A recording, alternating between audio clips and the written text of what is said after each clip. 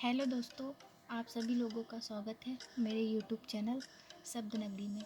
दोस्तों, जैसा कि मैंने पहला प्यार एक कहानी आप लोगों के समक्ष लेकर आई थी, लेकिन किसी त्रुटि के कारण उसकी लास्ट की रिकॉर्डिंग रुक गई थी, इसीलिए मैं उसका भाग 2 लेकर आज आप लोगों के समक्ष आई हूँ। तो मैं अपनी कहानी शुरू करती हूँ।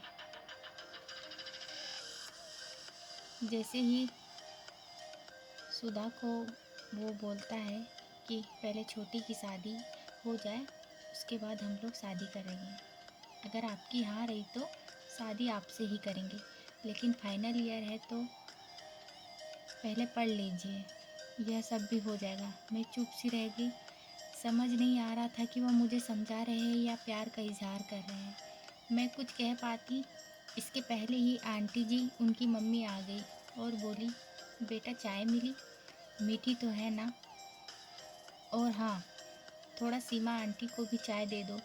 बोलती हुई इस घटना से अनजान बनते हुए चली गई, क्योंकि उनकी नज़रों ने सब देख लिया था। फिर पूरे दिन उन्होंने मुझे अपने घर से परिचित कराते हुए बहुत से काम बताए।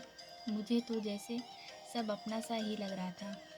दिनांक 4/9/2000। मैंने डायरी का अगला पन्ना पलटा। आज मुझे किसी बहाने से बुलाकर आंटी सबसे मिलवा रही थी, या कहूँ सबको एक संकेत देना चाह रही हो। लेकिन विदाई के बाद दादी तो दादी है।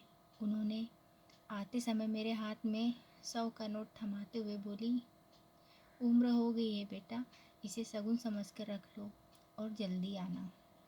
यह सुनकर सबने उनको बड़ी गौर से देखा और मैंने भी शर्मा कर उनके चरण छुए और हाँ बोलकर, आप भी आइएगा दादी बोलकर वापस आ गई। मैंने फिर पन्ना पलटा। 20/10/2000। मुझे बस इंतज़ार है कि पेपर समाप्त हो। मैंने फिर दूसरा पन्ना पलटा। 21/10/2000। मुझे मेरी सहेली रूम पार्टनर में ननद सा एहसास होने लगा है। मैं उससे खुलकर सब बताना चाहती हूँ, लेकिन डर सा लगता है। मैंने फिर दूसरा पन्ना पलटा। दिनांक 14/12/2000। माँ का फ़ोन आया। मैं झूम उठी, जैसे मेरी सारी मुरादें पूरी हो गई। आज दादी ने आकर रिश्ता तय कर दिया। मैं बहुत खुश हूँ और कल ही अपनी प्यारी सहेली होने वाली ननद को उनके घर वालों से पहले बताऊंगी। सुबह मंदिर ले जाकर।